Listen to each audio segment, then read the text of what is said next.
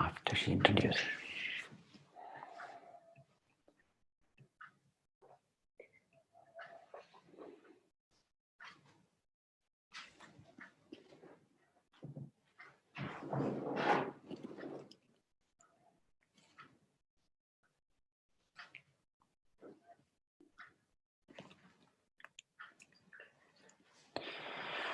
Om Pathaya Pratibodhitam Bhagavata Narayanena Swayam Vyasena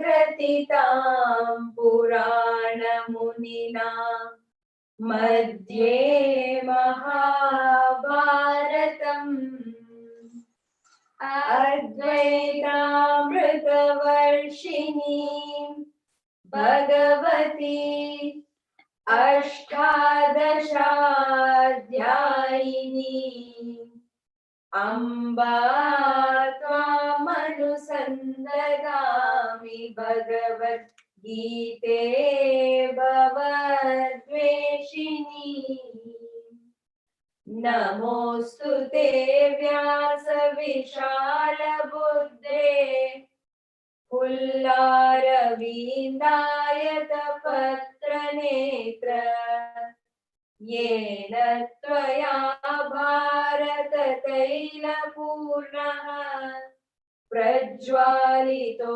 Jnanamaya Pradipaha Prapanna Parijataya Stotra Vetraika Panaye Jnanamudraya Krishnaya Gita Amrita Duhe Namaha Sarvopanishado Gao Dota Gopalanandanaha Partho Vatsa Sudhir Bhokta Dugdam Gitamritam Mahat Vasudeva Sutam Devam Kamsa Chanuramardhanam Devaki Paramanandam Krishnam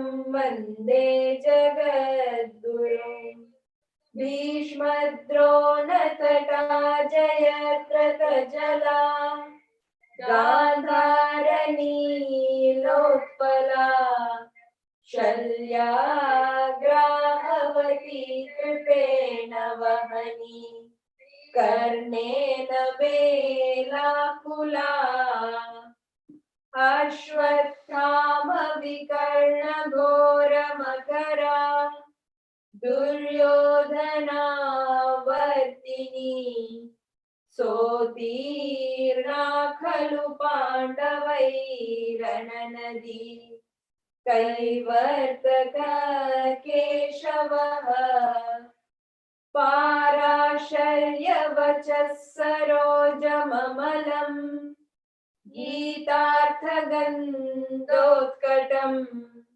Nanakyanakakesaram Harikatha Sambodhana Bodhitam Loke Sajjana Shatpadairaharaha Pepiyamanam Muda Bhuyad Bharata Pankajam Halimala Pradvamsina Shreyase Mukam Karoti Vachalam Pangum Langayate Girim Yat Kripatamaham Vande Paramanandamadavam Yam Brahma Varunendra Rudra Marutaha Stunvanti Divyai Swavaihi Vedai Sangapadam Kramopanishadaihi Gayanti Yam Samaga Dhyanavasthita तद्गतेन मनसा पश्यन्ति यं योगिनो यस्यान्तं न विदुःसुरासुरगणाः देवाय तस्मै नमः.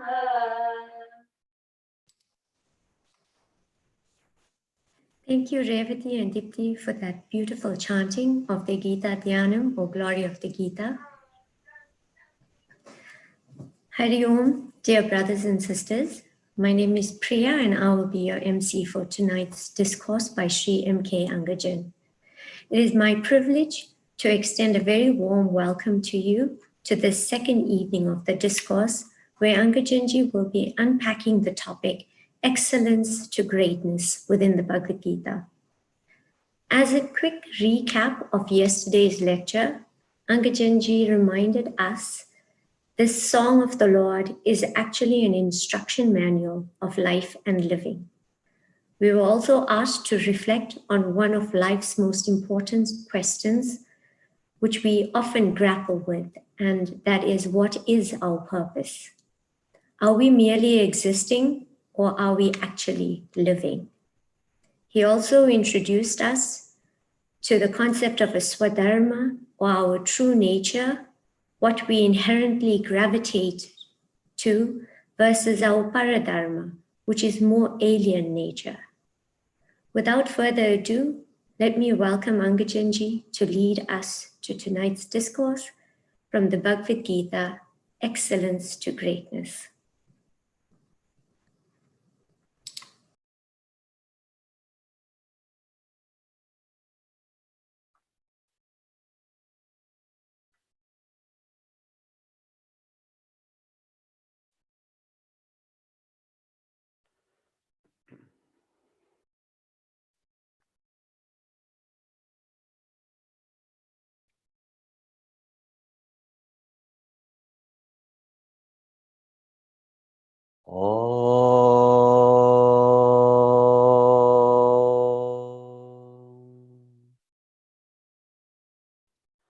Om Sahana Vavatu Sahanau Bhunaktu Sahaviryam Karavavahai Tejasvinavadhitamastuma Vidvishavahai.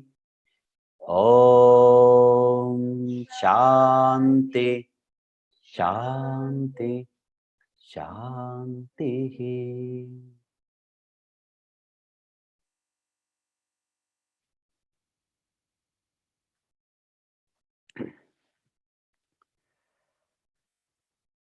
Namaskar and welcome to our second day of the discourse on the topic Vision of the Bhagavad Gita.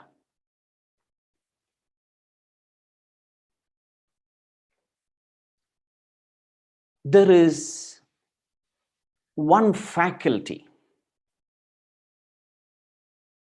that is all of us are blessed with, but something that is least used by most people.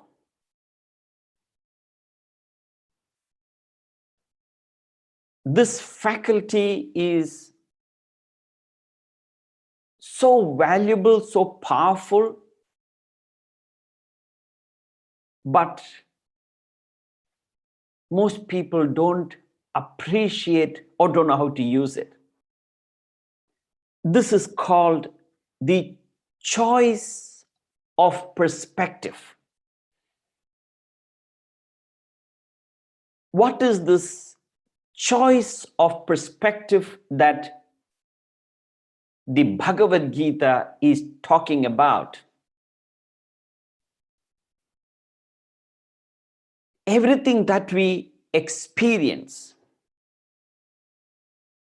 you have a choice as to which way you want to perceive it.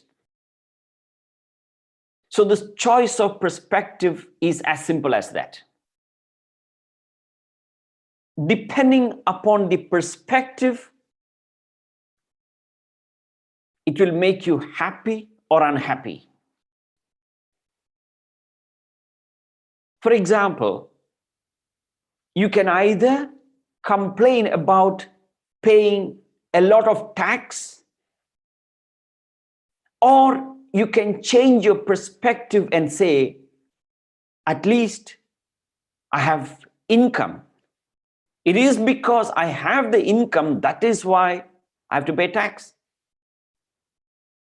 So if your perspective is, I have to pay tax, it will agitate you, depress you. When your perspective is, I have an income, which many people are denied, makes you happy. Now, having gone through over 4 months of, probably 5 months of lockdown, probably many of your clothes must have become tight. Obviously, because of lack of activities. So you can sit and complain, oh, my clothes has become tight. Or you can change your perspective and say, at least I've had enough food to eat. You can either say, I am locked up at home, or I am safe at home. Which perspective are you using? Mothers,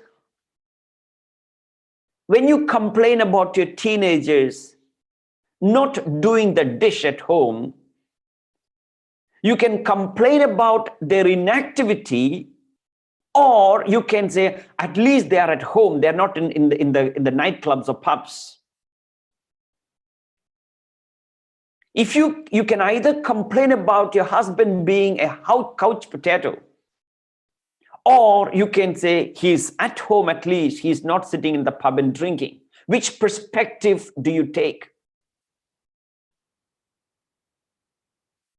You can complain about your lawn being unmowed, your windows being dirty, your gutters need to be cleaned, or you can say, at least I have a shelter, I have a house to live. Which perspective do you accept? It matters a lot. If you get a parking too far away from the shopping mall that you want to go, you can say, at least I can walk. You can get a parking next door to the mall, but it's disabled. Which perspective do you take? You can either complain about too much of laundry to wash, or you can say, I have plenty of clothes to wear. Very often, I would say, whenever I feel a little bit of a headache or whatever, while traveling, didn't have enough sleep or whatever, I can say, oh, I have a headache. Or I can say, at least I have a head, which sometimes we forget to use. Which perspective? Bhagavad Gita calls this ability yagna, the capacity to make the right choice or free will, the ability to adopt a charitable thinking. The 10th and 11th verse of the 3rd chapter of the Bhagavad Gita talks about this faculty of choice of perspective. Let us see what exactly the 10th and 11th verse talks about. Sahayajna praja srishtva purovacha prajapatihi anena prasavishyadvam एषवोस्तिष्ठ कामधु देवान् भावयतानेन ते देवा भावयन्तु वः परस्परं भावयन्त श्रेयः परमवाप्स्यत. Bhagavan Krishna says in the 3rd chapter, 10th verse, he says, Sahayagnya prajasrishtva purovaja prajapati anena prasavishadvam eshavotishta kamatu. What that means is that the Creator, having in the beginning created mankind together with yagna, called sacrifice, and said, by this shall you propagate, let this be the milk cow of your desired object. And then he continues in the 11th verse, and how can he use this? He says, nourish the gods with this, and may those gods nourish you. Nourishing one another, you shall attain the supreme good. So he talks about the faculty of choice. He calls yagna.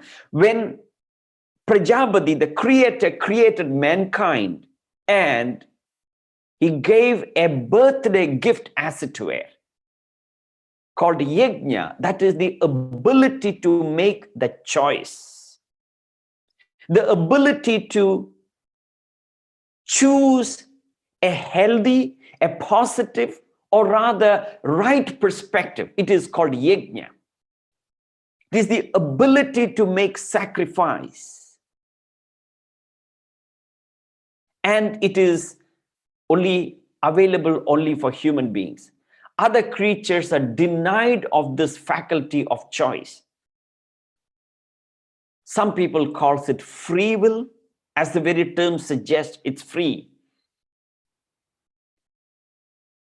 Others call it self-effort or purushartha. No matter what you call it, but the faculty of choice. It is that ability to choose a thought, an idea, a value system, a principle, and pursue that idea, thought, or value system and achieve or become that. You have a choice to choose between a happy life and a meaningful life. There are many great stalwarts, not necessarily had a happy life, but they had a meaningful life. Nelson Mandela may not have had a very happy life, but he had a very meaningful life. He made an indelible impression in the minds of billions of people all over the world. 27 years in the prison, I can't imagine being happy there. But then when he emerged free and fag of his life, he realized that he had a meaningful life. You can choose to be selfish or unselfish. You can choose to think in terms of what can I get out of the other people, or what can you give. You can choose to be happy or unhappy. Remember, your happiness is dependent upon the quality of your thoughts and not on the quantity of possessions. Your happiness has nothing to do with how much more or less possessions you have. Your happiness is dependent upon the quality of your thoughts, not the quantity of the possessions. And you have a choice as to what thought to choose from. That ability is called purushartha. So when you encounter a situation, you can either react with emotion or respond with reason. If the situation is not favorable, you can get upset, you can get irritated, or you can choose to accept it and maintain a serenity, calm, composure. You can choose to hate somebody or love somebody. You have the ability to take revenge upon somebody or to forgive. This choice only human beings are bestowed with, no other creatures. So using that ability, you can achieve excellence or achieve greatness. What is the difference? Remember, every single one of us in this world are born with a very specific talent, which we discussed yesterday. It is called swadharma, one's own nature, one's own duty. Swa means one's own, dharma means nature, dharma means duty. As I said, you're born to excel in one field of activity. If you have discovered that, having discovered that field of activity, you can use that to excel in satisfying your personal interest. You can earn money. You can do anything with that. Name, fame, recognition, all those. That is being excellent in that field. But when you offer that ability, when you offer the talent, capacity to a higher ideal, something beyond your selfish, self-aggrandizing interest, that is when it will lead you to greatness. Most people only think in terms of excel in that field of activity, but they are not able to think beyond. Therefore, in the 11th verse of the 3rd chapter, having Bhagavan Krishna said that you're born with that ability called yagna, the ability to sacrifice. How do you use it? The 11th verse says, the 3rd chapter, 11th verse. Nourish the gods with this, and may those gods nourish you. Nourishing one another, you shall attain the supreme good. What that means, ladies and gentlemen, is that you build a purpose. That purpose will build you. You build a dream, and that dream will build you. Purpose or dream means something beyond your selfish interest.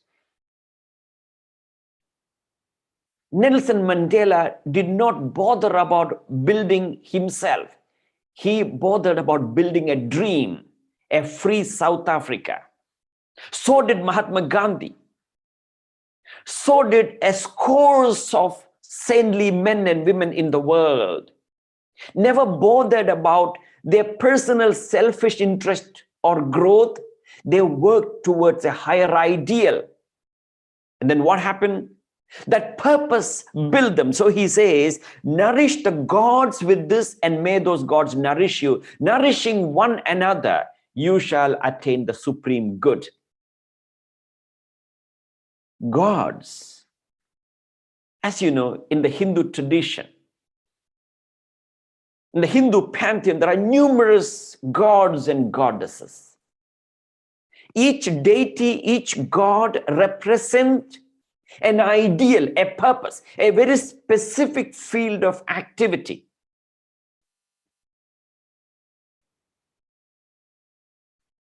Goddess Saraswati represents the pursuit of knowledge.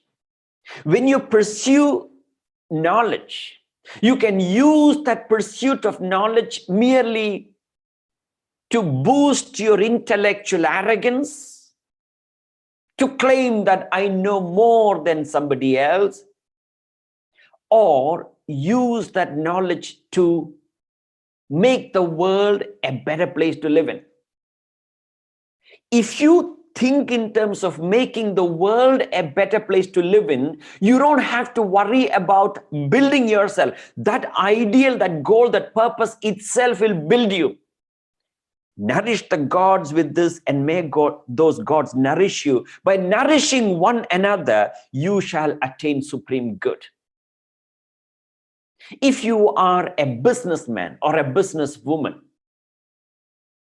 you can either think in terms of, you could either constantly think in terms of merely amassing money, wealth, or you could think in terms of adding value to the country, creating jobs.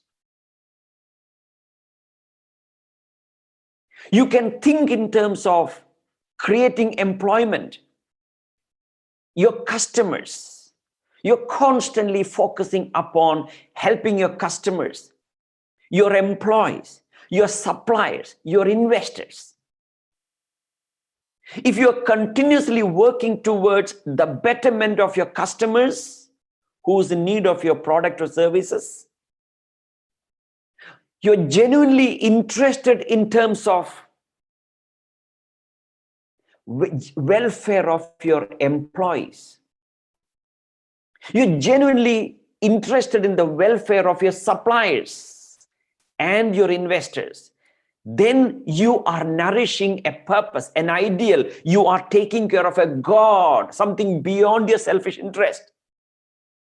If you do that, that ideal itself will take care of you. You build a dream, and the dream will build you.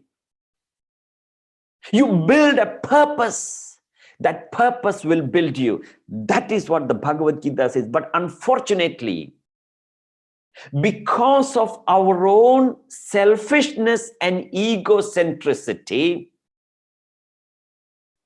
we only think in terms of building ourselves. And even if you manage to build yourself, we will not be able to enjoy what we have built. Bhagavad Gita says, those who cook food for his own sake eat sin. Meaning, those people who work for one's own welfare only, they remain constantly agitated, unhappy.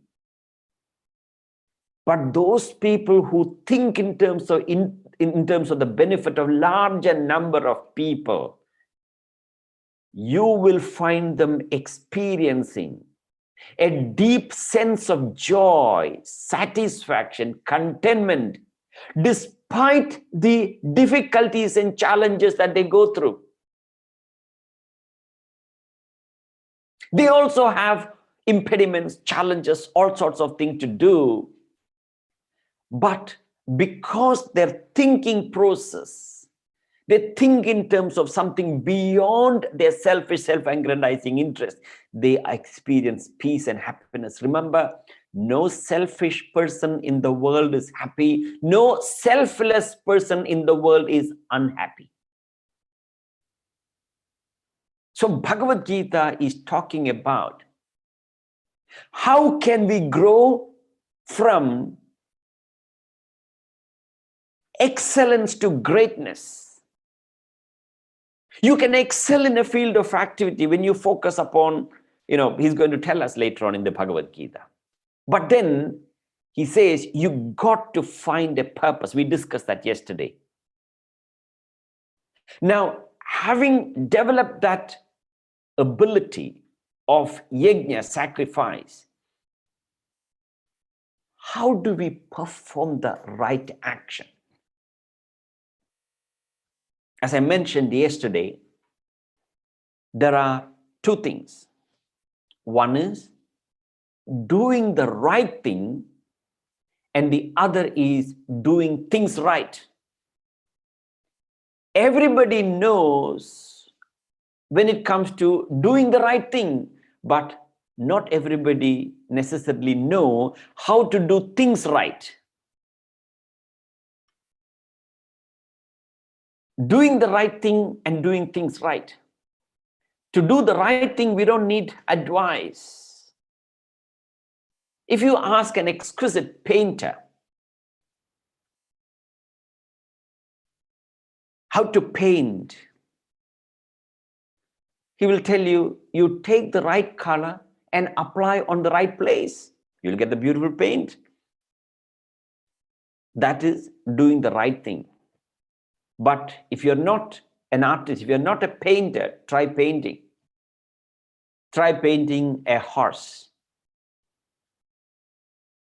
If you don't know how to do things right, it will not end up a horse. It might end up a giraffe or a zebra or something else. Zebra, at least, is some kind of resemblance.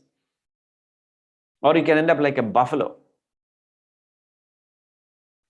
It is doing the right thing is take the right paint and apply it the right place. But it takes an artist to understand how much paint to put where. If you want to build your muscles, you know what to do. Go to the gym, exercise. Right? You go to a nutritionist, ask for a diet prescription. That is doing the right thing. A lot of people do that. They know how to do what is the right thing, but to do things right. If you have a trainer, fitness trainer in the gym that you're going to, initially what happens is when they want to lose weight, especially after the many months of lockdown and you really want to get back into shape, etc., you join a gym and you think it's okay to lose weight, eat the right diet, go to the gym and exercise. You go to the gym and you go and lift the heavy weight. You'll come back with a broken back and you're in the bed for the next few weeks or in the ICU. Don't do all that. Go to a trainer, personal trainer. He will tell you, listen, don't waste your time lifting the heaviest weight or heavier weight. Lift lightweight, doesn't matter. Lift lightweight and continue to exercise. And when you keep lifting the weight, you begin to feel the pain. You'll begin to feel the burn on your muscles. The longer you can endure the burn, the better exercise for the muscles. Until you begin to feel the burn, you're not exercising. That is status quo.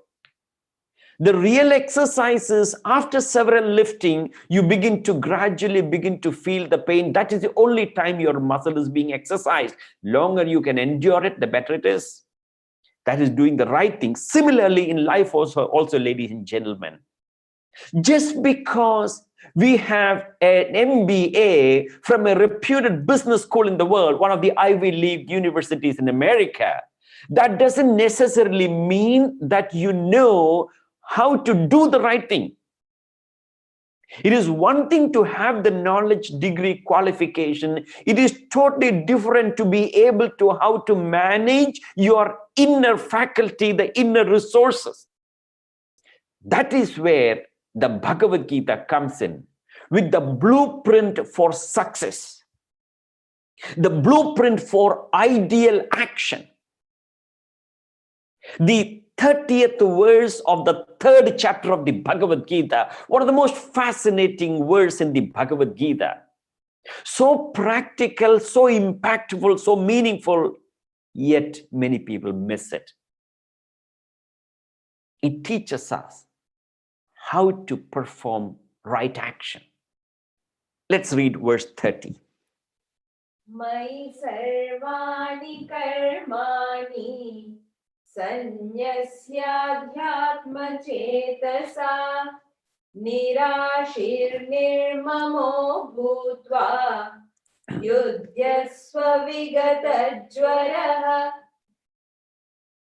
The translation of the 30th verse of the 3rd chapter of the Bhagavad Gita reads, renouncing all actions in me with thoughts resting on the self meaning Atma, the Supreme God, free from hope and attachment, fight without mental fever. Now we need to unpack this verse to make sense out of it, to see the practical relevance of this.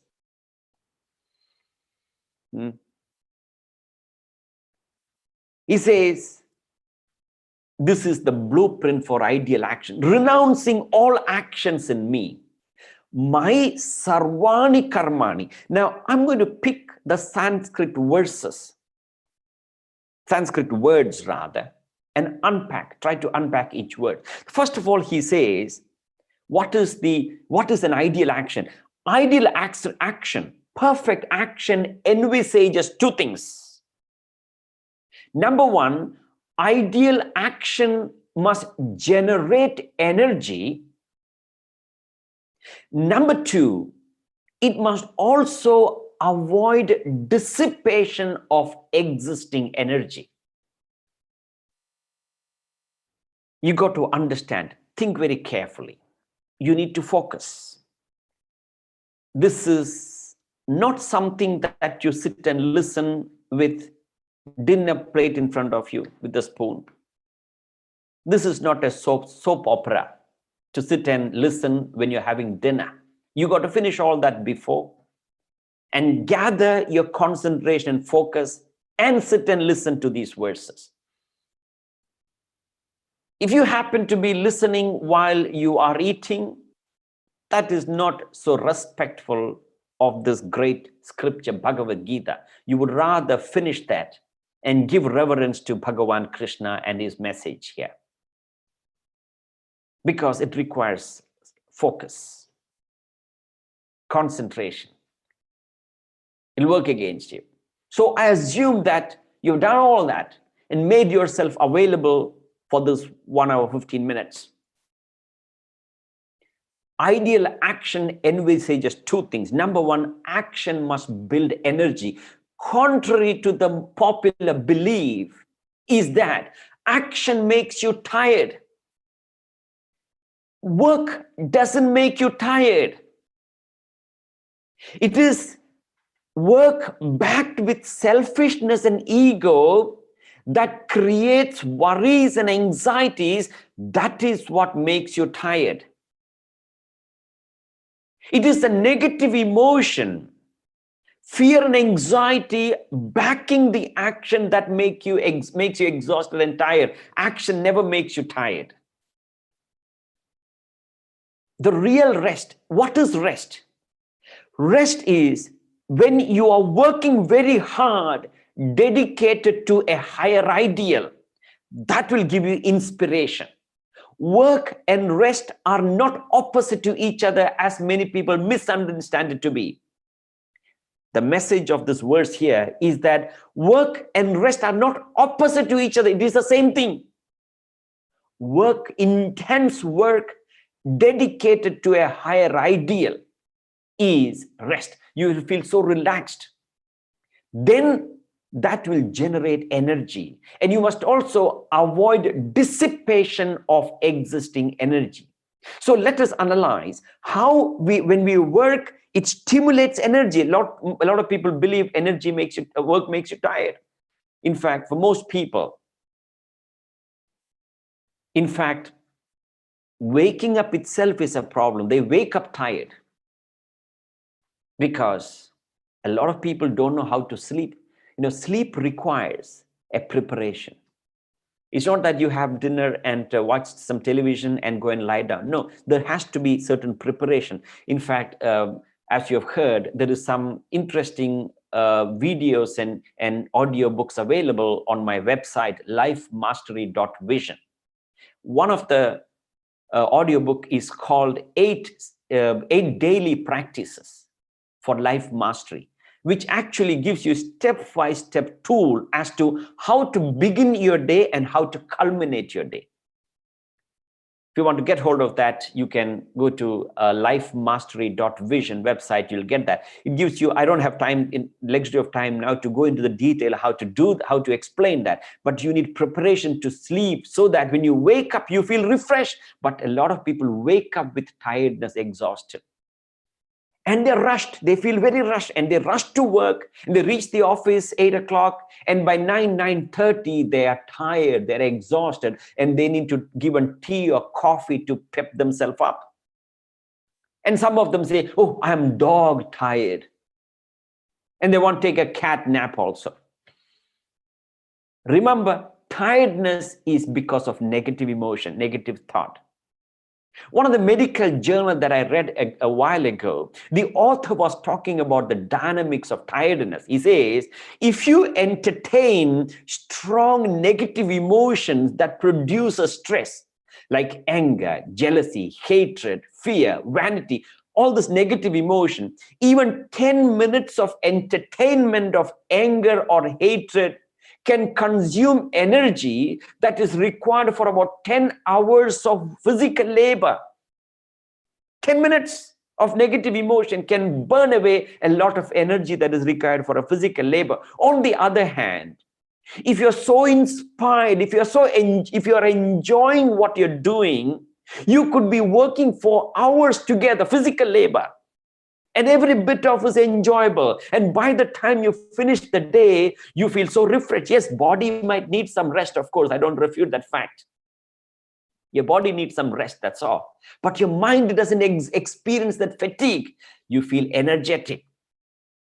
Generate energy. So to generate energy, he says, yuddhasva, fight, represents the physical action. Number one, the first principle is, the body must be kept in continuous activity. You got to meet the challenges of the world squarely, not run away from the difficulties. Today, a lot of lethargy, laziness, indolence has set into our life. The advent of technology has made the physical body redundant. As a result, all that we do is lie down, sit down, walk a little bit in the house. That's all that we do. Our body is not utilized. So he says action. Even those people go to gym every day. Indolence, laziness comes there. They're going to gym to work out. The gym is on the second floor and they're waiting for the lift to catch a lift to go to the second floor to the gym, to walk on the treadmill. Subconsciously, the lethargy creeps in. The first principle is action. The body must be kept in continuous activity. That will give you what you call this physical strength. Number two, he says, renouncing all actions in me. Whenever Bhagavan Krishna or any self-realized master uses the word first person singular pronoun, I or me, God speaks as it were.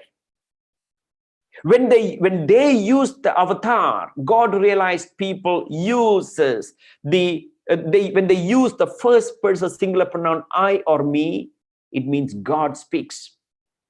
So in life, let your mind be surrendered to the supreme reality, God. If you can't conceive God, the supreme reality, relatively speaking, let your mind be surrendered to an ideal beyond your self-interest.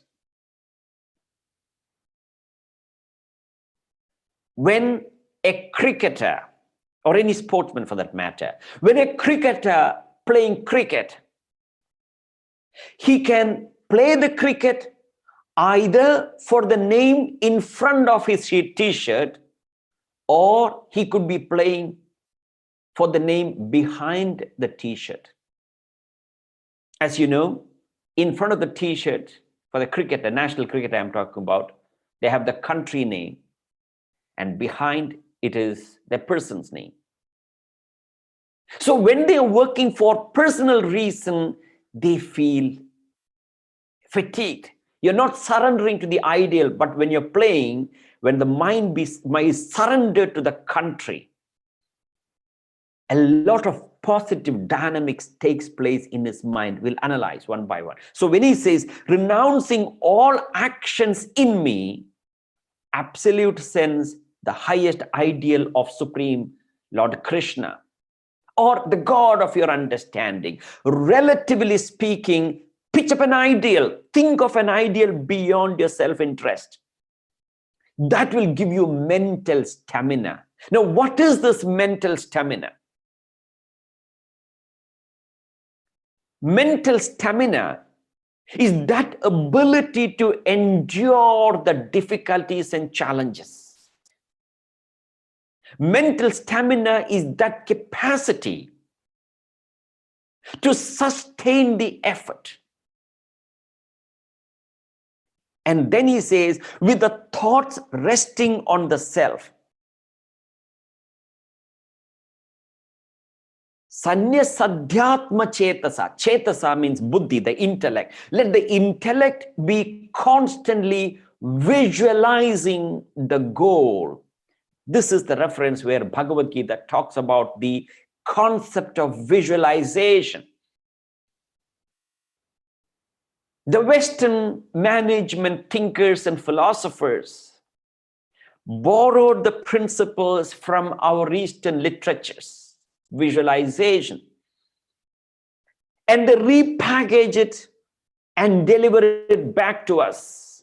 And then we go gaga about American thinking, not realizing it's coming from our scriptures. He says, Adhyatma chetasa. Let your intellect visualize your goal. The law is that as you think, so you become. And as you become, so you think. When you think about something continuously, you will attract that towards you.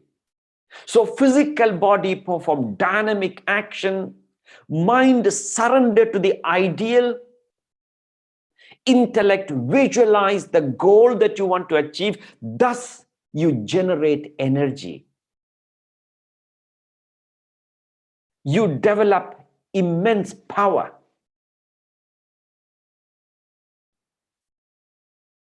When water focuses in one direction, there is hydroelectric power. When wind focuses in one direction, there is power. When sunlight through the lens focused in one direction, one point, it creates fire. Even a few minutes, you focus sunlight through a lens in one point, matter of few minutes, you'll find that object, if it's paper or cloth or whatever it is, it starts burning.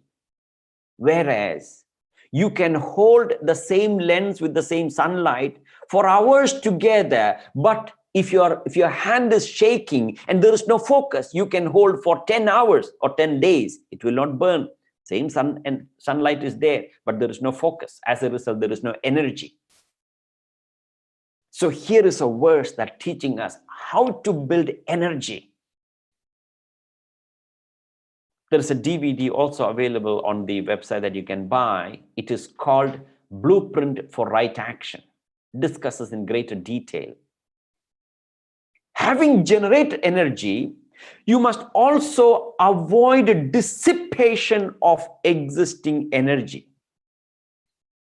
How do we prevent dissipation of energy? How do we prevent ourselves from getting tired? Basically, there are three reasons as to why we get tired. Three reasons. Number one, regret over the dead past. Number two, anxieties over the unborn future. Number three, excitement, overexcitement over the living present. So the verse with three different words is telling us how to curb these mental difficulties. Regret. Let's analyze one by one. Regret over the dead past. Regret is a cause of ego. He says, nirmamaha, without ego. Mama means mine, me and I. Regret is a disease of the mind. It has nothing to do with you have done the right thing or not. Even if you have done the right thing, if you have a regretful mind, you will still regret. No matter what work, what you do. There are people regret getting married. Understandable. There are people who regret by not getting married. People who got married regret getting married. People who are not married regret not getting married. People who started business regret starting the business. They say, I should have taken up a job. If I had taken up a job, I only have to work from 8 to 5. Thereafter, I'm free. People who have started a business say, I should have taken up a job. People who have started a job says, I should have started a business. I had an opportunity. Regret. It is a mind that is undisciplined. It is not to do with the right thing, what you've done the right thing or not. If you sold a car and you got a good buyer and you're happy, a week later, you say, oh, I should have waited. I would have got a better offer. You bought a car and few weeks later, the new model comes. Regret. Regret is the disease of the mind. You got to be, a lot of people think, okay, they made a mistake. Yes, we could make a mistake, but the regretting tendency is a mental illness. You got to curb it. Once there was a Mahatma, there was a sadhu, a saint. He was traveling with a group of his disciples. As he was traveling, he came to a riverbed. They had to cross the river. When they came to the riverbed, the master called the children. He wanted to teach them a lesson, a message. He said, children, can you see a lot of sand around here? All of you can, he gave each one of them a piece of paper and said, each one of you can carry some sand and put in the paper and wrap it. And he also said, it's up to you. You have a choice. You don't have to carry. It's up to you. But remember, if you carry the sand, you will regret. If you don't carry the sand, then also you will regret. Either way, you will regret, the master said. The children were very confused about the strange instruction. And the disciples looked at each other very confused. Some of them decided to carry some sand, put in the paper. Some of them decided not to carry the sand because the master gave them a choice. And they wrapped it, kept it themselves, and they crossed the river, continued the journey. Having traveled a few miles, now the master called the children, come here. Now, those amongst you who have carried the sand, you can open the wrap and see what has happened. And they opened the sand and they found miraculously the sand has turned into pure gold powder. Gold powder, miracle. Very strange. And when they found that those who carried the sand has turned into pure gold powder, those who did not carry the sand regretted why they didn't carry. Those who carried the sand also regretted why they didn't carry more. This is the nature of the regret. Mind has a tendency to keep ruminating over the past failure, disappointments, pains, and unhappiness, and keep brooding over it. Bury the past. And then he says, anxieties of the unborn future, free from anxieties, hope, asha. Asha means anxiety for the future result. When your mind is so caught up with or attached to the reward, the result, the consequences, That is when you go through the anxiety. That is when you feel the pressure.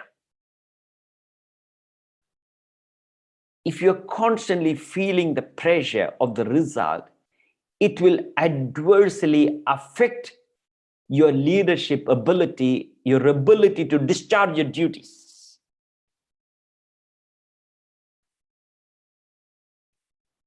To be an effective leader, one needs to be able to handle the mental pressure. You watch a cricketer.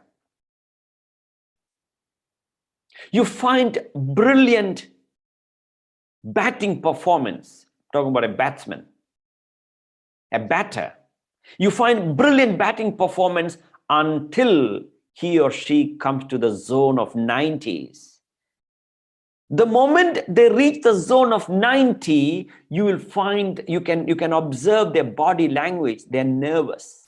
Why? Because they're so close to the century. The moment the thought goes to the century, the present action suffers. So he says, let not the mind be caught up with the anxieties of the future. And the third principle to avoid dissipation of energy is vikata jwara. Jwara in Sanskrit literally means fever. Now what is implied here is that feverish excitement. A lot of people go through that feverish excitement that I have to do it. This feverish excitement comes because of what we call as that indispensability syndrome. That is, you feel that I am indispensable. If I'm not there, nothing will happen. You find, very often, everybody, but specifically the young mothers, go through this indispensability syndrome.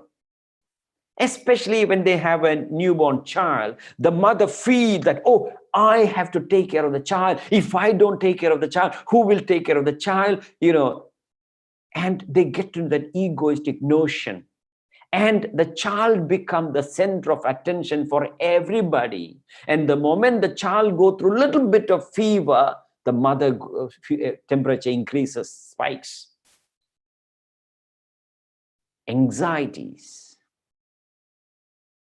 So avoid regret of the past, nirmamaha. Nirashi, anxieties of the unborn future. And vikata jwaraha, avoid excitement in the present. When you keep thinking about the past failures and anxieties of the future, what are you doing? You are actually borrowing troubles from the past and future. We human beings have a tendency to keep borrowing problems from the past and the future. That's all that we do. We keep borrowing as if there isn't enough problems in the present. There is plenty of problems in the present. Why do we need to borrow troubles from the past and future? If you're so anxious about the future and the past, you're actually borrowing.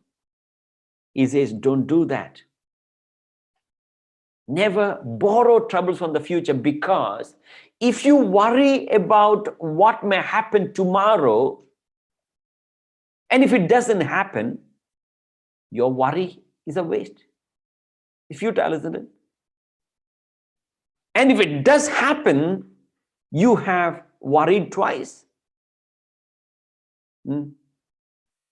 Don't meet the problems halfway through. Live in the present. That is the message of this incredible verse, the 30th verse of the 3rd chapter of the Bhagavad Gita. In fact, as you all know, the 3rd chapter of the Bhagavad Gita is entitled Karma Yoga, the yoga of action. How to perform the right action. 30th verse of the 3rd chapter of the Bhagavad Gita is the essence of the entire Karma Yoga. And when you perform action, and if those actions are dedicated to a higher ideal,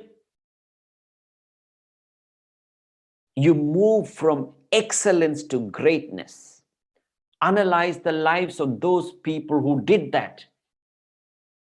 They have achieved greatness. Now, how do we practice the technique? The 22nd verse of the 9th chapter of the Bhagavad Gita completes the picture of Karma Yoga. Talks about two very important exercises. Let's read the 30th verse, 29th, so beg your pardon, 22nd verse of the 9th chapter. Ananyaschintayanto mam ye jana paryupasate tesham nityamabhiyuktanam yogakshemam vahamyaham. Ananyas chintayanto mam ye janas paryupasate tesham nityabhiyuktanam yogakshemam vahamyaham. This verse, by the way, is the geometrical center of the Bhagavad Gita. If the entire Puranas can be compared to a necklace, Mahabharata is the pendant. If the entire Mahabharata can be compared to a necklace, Bhagavad Gita is the pendant. If the entire Bhagavad Gita can be, that is 701 verses, can be compared to a necklace, the 22nd verse of the 9th chapter of the Bhagavad Gita is the pendant. And if the 22nd verse of the 9th chapter of the Bhagavad Gita is the pendant, the word chinta is the diamond on the pendant. The word chinta means thought. Krishna uses the word ananya chinta. Chinta means thought. Anya chinta means other thought. Ananya chinta means no other thought. Ananyas chintayanto mam ye janas paryupasade. Those people who pursue me, God, the Supreme. Relatively speaking, your ideal, the goal that you're passionate about, with unswerving chinta, the thought, to them I grant yoga and kshema, says Krishna. Yoga means spiritual well-being, peace of mind. Kshema means material well-being. That's all that we want. That's what most people are looking for. They want mental peace. They want material success. But unfortunately, because they don't study the Bhagavad Gita, when the material prosperity comes, mental peace disappears. Because as your business, as your wealth grow, as your responsibilities increases, your mental pressure also decreases. Peace of mind decreases. He says, chinta, ananya chinta, no other thought. Basically, he's talking about the secret of practicing excellence. How to practice, how to excel in whatever that you do. Two exercises that you got to practice. One is concentration. Second is perseverance or consistency. Concentration. What is concentration? It is an art, a skill. It is something world is forgetting. How to concentrate. What is concentration? Concentration, ladies and gentlemen, is the capacity of your intellect, the reasoning faculty within, to keep your mind upon the present action. That is called concentration. The nature of the mind is to wander, as we discussed in the previous verse, regrets of the past or anxieties of the future. The mind constantly slips into the past and future, very rarely remains in the present. So when the mind slips in the past or future, what do? Use the intellect to keep the mind in the present. Don't force the mind, coax the mind, persuade the mind. That is the skill that you got to learn. That is where the spiritual sadhana comes in. It is very integrated exercise. It is not just doing a little bit of yoga and pranayama every day. It involves that. It includes yoga, pranayama as one simple aspect, but something beyond. You got to engage in the study of the literatures. You got to engage in devotional activities, charitable activities. The karma yoga, bhakti yoga, and jnana yoga, all these three collectively is your sadhana. The mind keeps wandering in all directions without any focus. So don't force the mind. If you force the mind, it will not cooperate. Whatever you resist, persist. If you try to resist the mind from wandering, it will continue to wander. So just observe the mind. Focus. Another word is focus. What is focus? Focus on the goal and not upon the impediment. Some people have a tendency to focus only upon the negative side. Your life is blessed with opportunities and difficulties. You have a choice. We discussed in the beginning that free will to focus upon the difficulties, or you can focus upon the opportunities. You can focus upon the challenges or the blessings. If you focus upon the difficulties or challenges, you will attract more and more problems in your way. If you focus upon the blessings, you will attract more and more blessings in your way. That is the law of life. That is the chinta.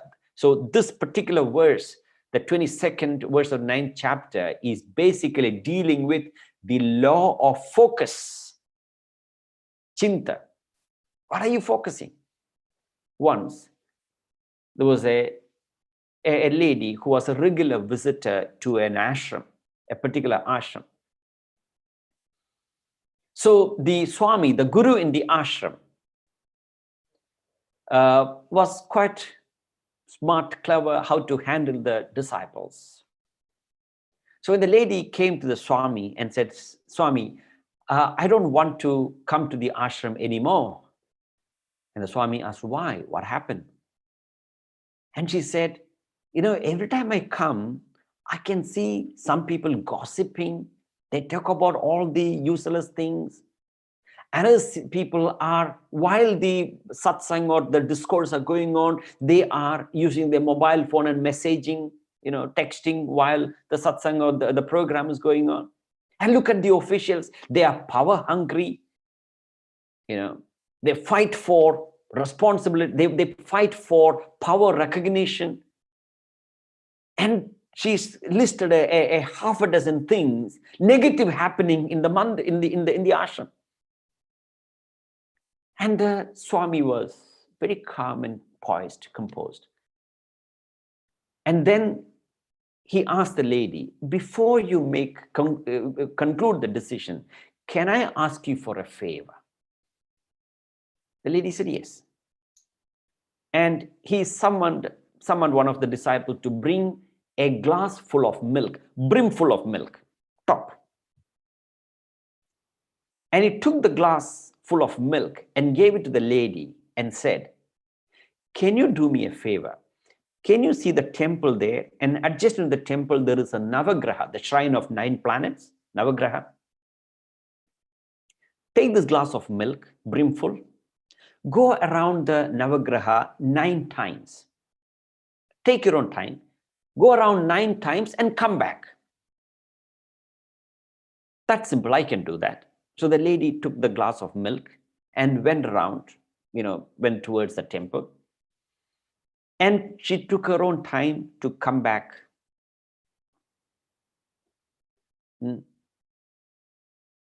And after about 15 minutes or so, she came back with a glass of milk. And the Swami asked her, what were you thinking? Did you see anybody? The Swami asked her 3 questions. Did you see anybody gossiping? Did you come across anybody playing with their phone during the lectures or during the satsang? Did you focus upon anybody in the organization who's power hungry? She said, no. Why? Because I was focusing upon the milk. I was so focused upon the milk, everything else was oblivious. Ladies and gentlemen, you find in the country, different organizations, people, devotees are complaining, oh, this organization, some people are gossiping, some people are playing with the phone while the satsang, which means your focus is upon, if you go to the temple for the very specific purpose you're going there for, you will not see anything else. The fact that you are seeing all those negative things because you're not focusing upon the purpose. Concentration. The ability to keep your mind upon the single thought without deviating from any other thought, that requires training. It is not something that you can learn just because you heard somebody talk about it. Yes, you can hear this kind of talks over and over again, but until you start practicing it, you will never ever learn it. Vedanta, the message of the Bhagavad Gita, is an experimental science. You got to experiment it and see how to fine-tune your mind. Concentration. The second principle that Bhagavan Krishna deals here is consistency and perseverance. The ability, what is consistency? Consistency is the ability to persist in the face of adversity. Consistency is that ability not to run away seeing the difficulties and challenges. Remember, nobody has ever achieved success in ideal conditions. Nobody has ever achieved success in an ideal condition. People who have achieved success have always been in adverse condition. They face difficulties and challenges, but they're persistent.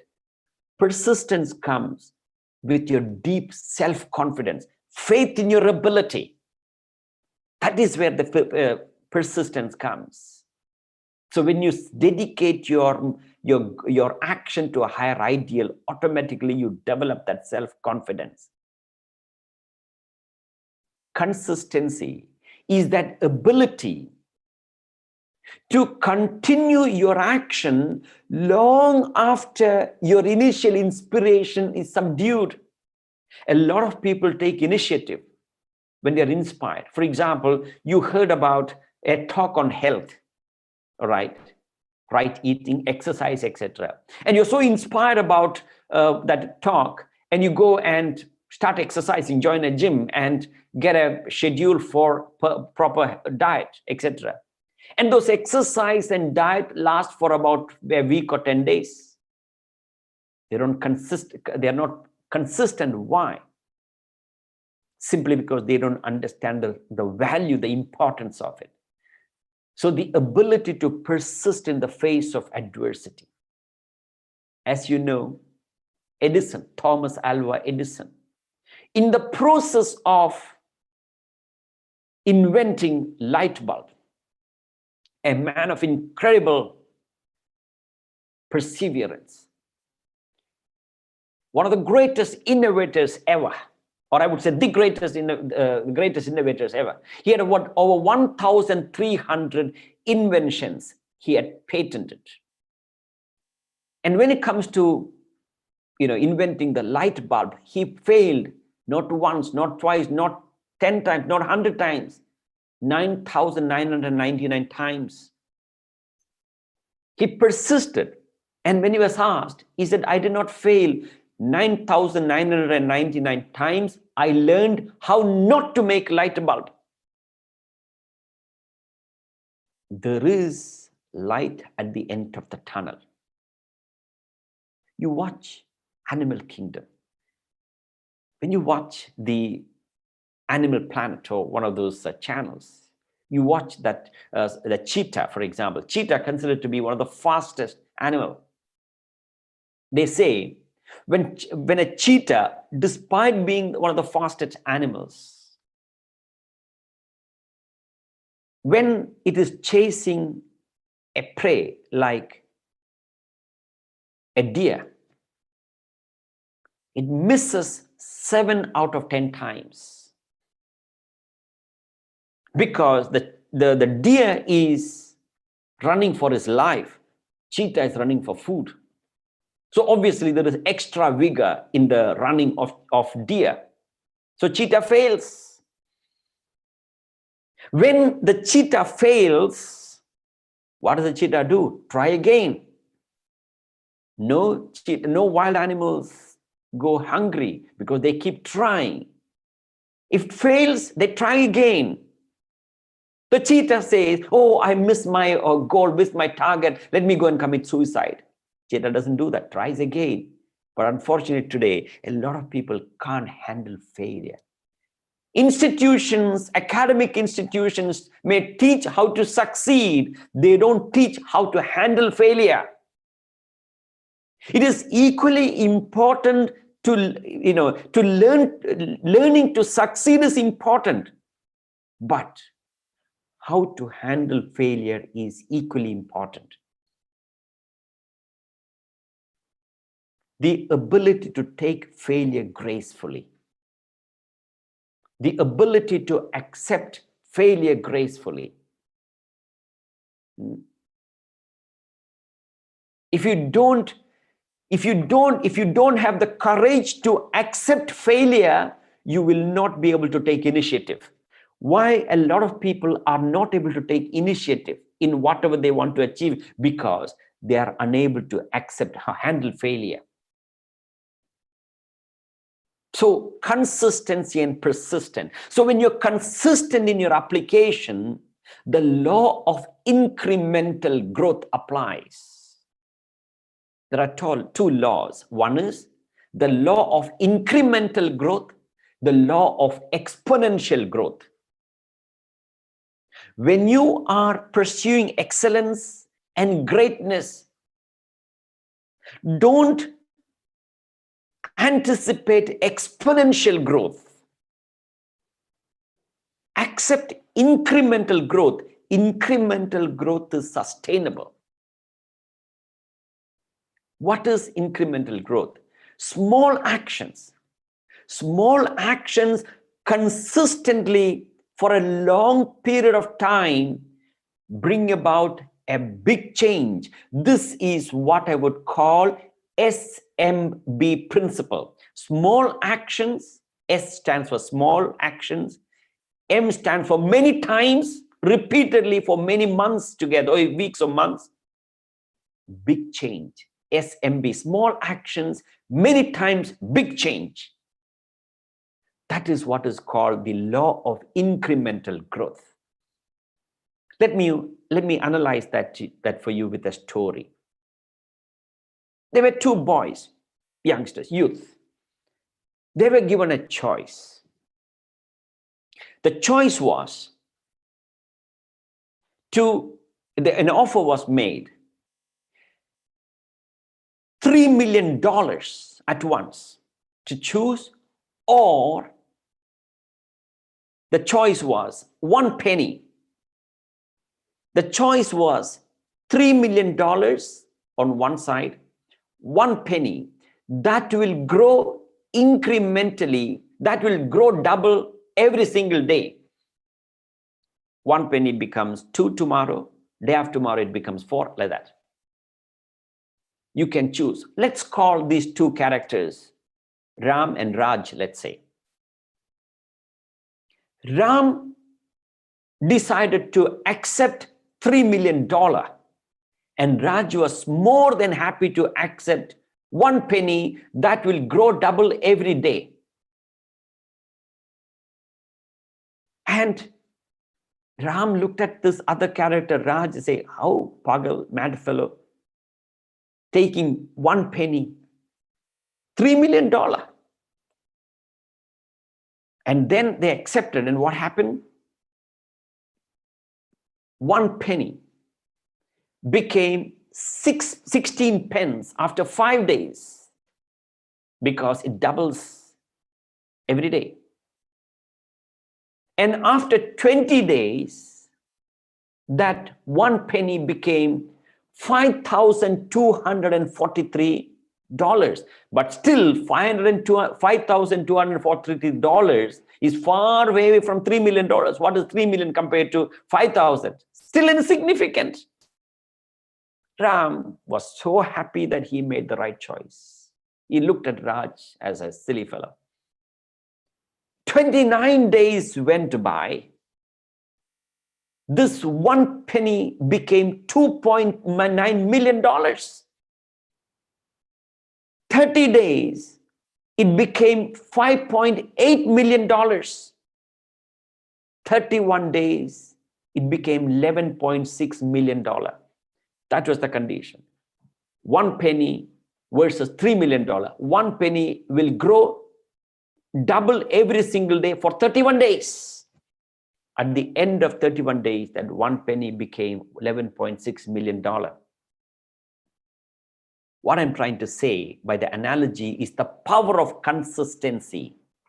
When you perform small action, it could be in your diet, it could be a change in your behavior, it could be a practice in terms of punctuality, whichever area that you lack performance, that you believe need improvement.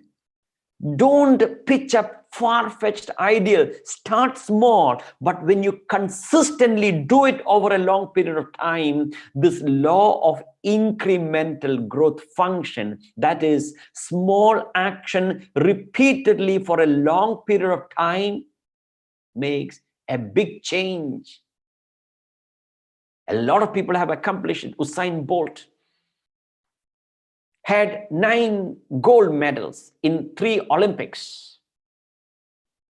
And he achieved that in less than 2 minutes to 115 seconds to be precise. And in that 9 gold medal, it took him 115 seconds to run, and he earned about $119 million. That is more than $1 million per second. But to achieve that, he had to prepare, he had to practice consistently for 20 years. That, ladies and gentlemen, is the power of consistency. And having learned the power of consistency, you also got to learn one very important ability, which is absolutely crucial, that is to maintain the balance in success and failure, to be unaffected by the joy of success. The joy of success should not boost your ego. The pain of failure should not destroy your self-esteem. That ability to maintain the balance in success and failure, very crucial ability. How to maintain that balance between the joy of success and failure. A lot of people are affected, buffeted, tortured, fettered by these pains of success and failure. How do we develop that ability? Tomorrow, 7 o'clock, same place at same time, we'll meet you back to discuss the power of detachment, the power of a rich mental attitude, or I would say the most important mental state, mental disposition, the power of detachment, which we'll discuss tomorrow at 7 o'clock. Don't go away. wait for a minute, couple of announcements, but we conclude with a Shanti part.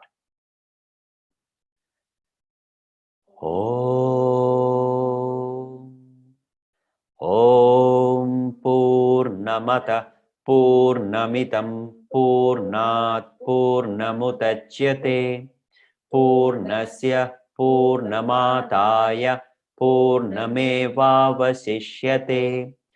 Om Shanti Shanti Shanti. Thank you very much. Wait for a minute for a couple of announcements, please. Thank you, Angajanji, for those insights and the wisdom from this remarkable book. If any of you are interested in unpacking more from our great scriptures, there are many of Angajanji's CDs, DVDs that you might be interested in. Angajanji did mention a few during today's lecture. My personal favorites are The Law of Karma and Death, the Dynamics of Life, but there are many more, including 4 Essentials of a Peaceful Mind, How to Practice Life Mastery, Happiness and Productivity, Habits of Highly Happy People. All are available to purchase either via the Life Mastery Foundation website, which is lifemastery.vision, or by emailing info@lifemastery.vision. The Life Mastery Foundation is a SARS accredited PBO. It is dedicated to the dissemination of value education, life principles, skills, principle-centered living to humanity at large, regardless of any discrimination of faith, religion, creed, or race. The Life Mastery Foundation is engaged in the following annual activities: youth empowerment workshops, which target matric students at the beginning of their academic year, workshops on recharging marital relationships, especially addressed to couples in the institution of marriage, workshops on the art of successful parenting to parents all around the world, motivational workshops for elderly in the community, addressing the topic of how to overcome the challenges of old age. Angajanji also provides a series of public lectures over 5 consecutive evenings on relevant topics. He also does one-on-one personal coaching. Thank you to the devotees of the Amshlanga Hindu Society, Gujarati Hindu Sanskruti Kendra, the Sri Gopal Lal Hindu Temple in Verlam, Vishwaroop Temple and Dharmashala in Tongat. Please share the message of these lectures with your family and friends so they too may benefit from this self-uplifting discourses. See you tomorrow, same time and the same place on YouTube Live. Hari Om.